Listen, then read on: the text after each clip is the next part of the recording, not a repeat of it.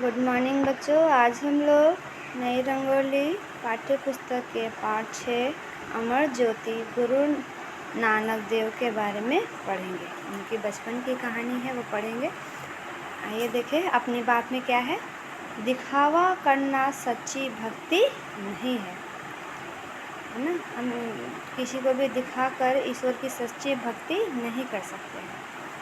अच्छा आचरण सबको प्रसन्नता देता है। अच्छा आचरण, अच्छा व्यवहार जो है सभी मनुष्य को प्रसन्न कर देता है। आप अगर किसी से अच्छा व्यवहार, अच्छा आचरण करते हैं तो सभी खुश होते हैं।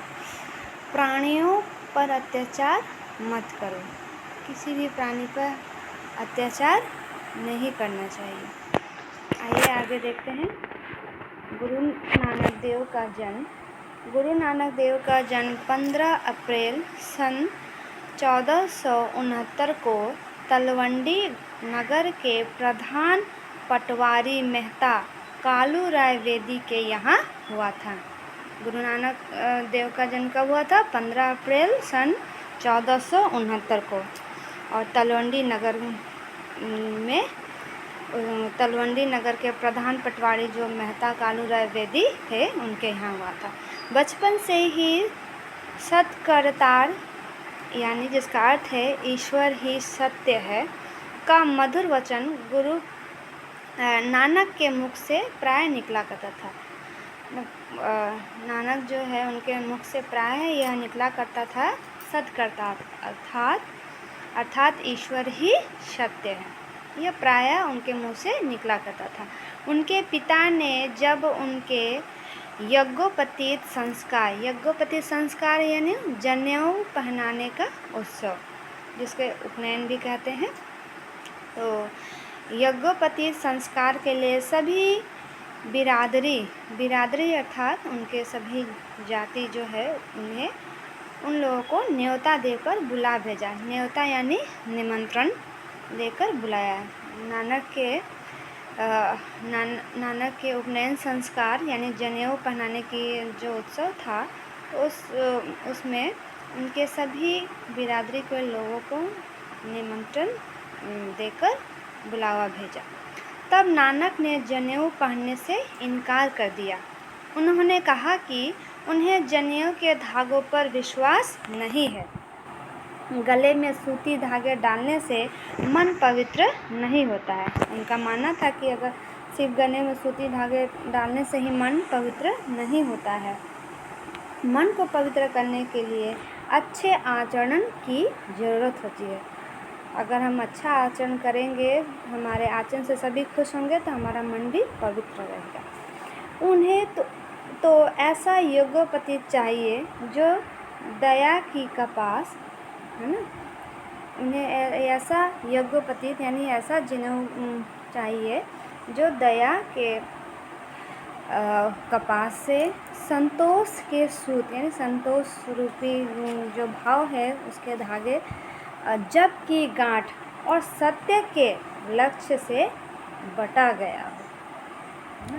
उन्हें इस तरह का यज्ञोपवीत चाहिए। तो बालक की दृढ़ता देखकर सभी लोग चकित रह गए, आश्चर्य रह गए कि इतने छोटे से बालक ने इतनी बड़ी बात कह दी, और नानक की प्रशंसा करने लगे।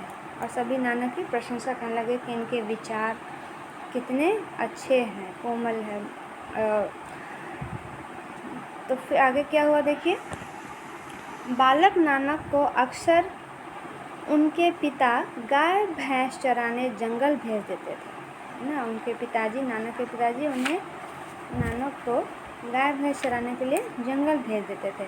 एक दिन उन्होंने पशुओं को खुला छोड़ दिया।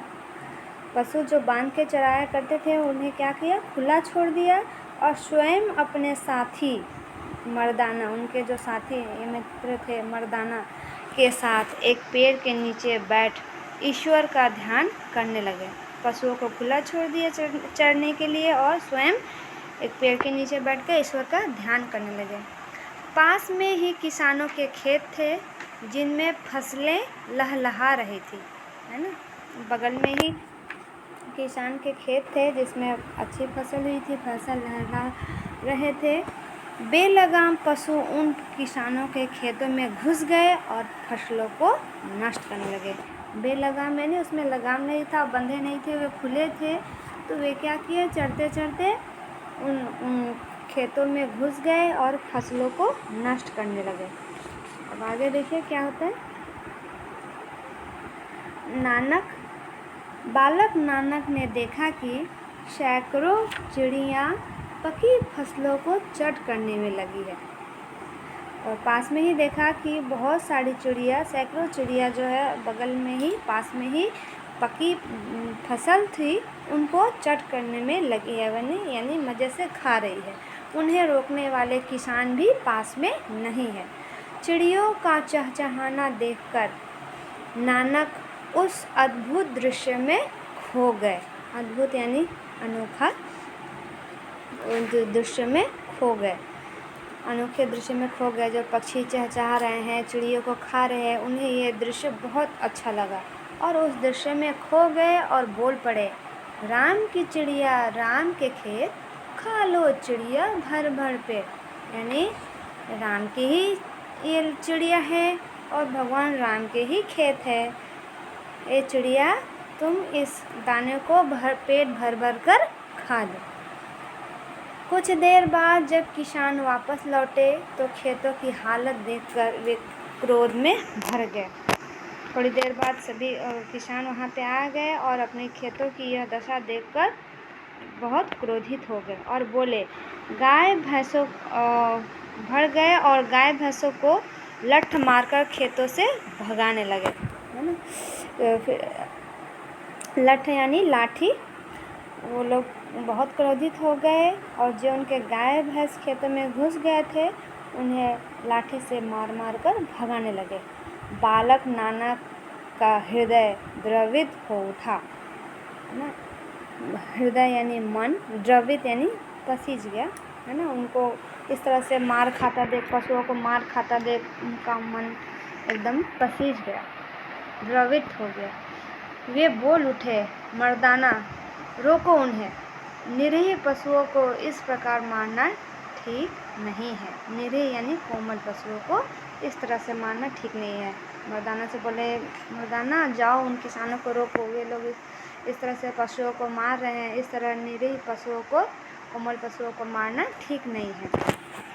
उस दिन के बाद मेहता कालू राय बेदी ने बालक को जंगल कभी नहीं भेजा। फिर उसके बाद उनके पिता ने नानक को जंगल फिर कभी नहीं भेजा, गाय भैंस चराने के लिए कभी नहीं भेजा। अब वे घर में हरदम एकांत में बैठकर कुछ सोचते रहते। एकांत यानी अकेले अकेले बैठकर कुछ सोचते रहते थे। एक दिन पिता ने सुझाव दिया, सुझाव यानी सलाह। एक दिन उनके पिता ने उन्हें सुझाव दिया, सलाह दिया, अच्छा हो कि तुम कोई व्यापार ही कर लो, है ना। कोई इस तरह से बैठा रहना ठीक नहीं है घर में, ये अच्छा होगा कि तुम कोई व्यापार ही कर लो, किंतु व्यापार खड़ा और सच्चा होना चाहिए। खड़ा यानी शुद्ध और सच्चा होना चाहिए। बालक नानक 20 रुपया लेकर अपने बचपन के मित्र भाई बाला और मर्दाना को लेकर व्यापार करने चल दिए। 20 रुपया लिए अपने पिताजी से और बचपन के जो मित्र थे भाई बाला और मर्दाना को साथ लेकर व्यापार करने के लिए चल दिए। मार्ग में उन्हें भूखे प्यासे कुछ साधु मिले। उनकी दशा देखकर नानक ने 20 रुपये का खाने का सामान मंगवाया। वे जो 20 रुपया व्यापार करने के लिए ले गए थे, उस 20 रुपये से कुछ खाने का सामान मंगवाया और उन साधुओं को खिला दिया। व्यापार क्या करेंगे, वो जो भूखे प्यासे साधु थे उन्हें उन पैसों से कुछ खाने का सामान मंगवाया और खिला दिया। उनका मानना था कि भूखों को खाना खिलाकर जो संतुष्टि प्राप्त होती है, उससे बड़ा खड़ा और सच्चा सौदा कोई नहीं। उनका मानना था कि भूखे प्यासे जो साधु थे या भूखे व्यक्ति को खाना खिलाकर जो आत्मा को संतुष्टि प्राप्त होती है, उससे बड़ा खरा यानी शुद्ध और सच्चा सौदा कोई नहीं भटक सकता। गुरु नानक देव ने धर्म के नाम पर सीधे साधे लोगों को ठगने वालों को फटकारा। जिस तरह से लोग जो है धर्म के नाम पर लोगों को ठगते हैं कि ये पूजा करो, वो करो, ऐसे करो तो तुम्हारे घर की सभी दुख दरिद्रता दूर हो जाएगी, तुम्हारा ये मुसीबत समाप्त हो जाएगा, ऐसा करो, इतने पैसे दो, इतने पैसे लगाओ। तो इस तरह से जो ढोंगी लोग होते हैं, जो लोगों को ठगते हैं, ऐसे लोगों को नानक ने बहुत फटकारा। उनका मानना था कि ना कोई हिंदू है ना कोई मुसलमान, सभी मतलब सब उसी निरंकार के बंदे हैं, यानी सभी उस ईश्वर के संतान हैं, एक ही ईश्वर के संतान हैं। कोई हिंदू नहीं है, कोई मुस्लिम नहीं है, एक ही ईश्वर के सभी संतान हैं। मुसलमान उन्हें पीर फ़कीर पैगंबर मानते थे, है ना, उन्हें पीर फ़कीर पैगंबर मानते थे मुसलमान लोग। उनके उपदेश और संदेश आज भी सभी के लिए प्रेरणादायी है। प्रेरणादायी यानी प्रेरणा देने वाला। वे उन्होंने जो भी उपदेश दिया, जो भी संदेश दिया, वो सभी के लिए प्रेरणादायी है, सभी को उससे प्रेरणा मिलती है। तो बच्चों, आपको यह कहानी समझ आ गई होगी। धन्यवाद।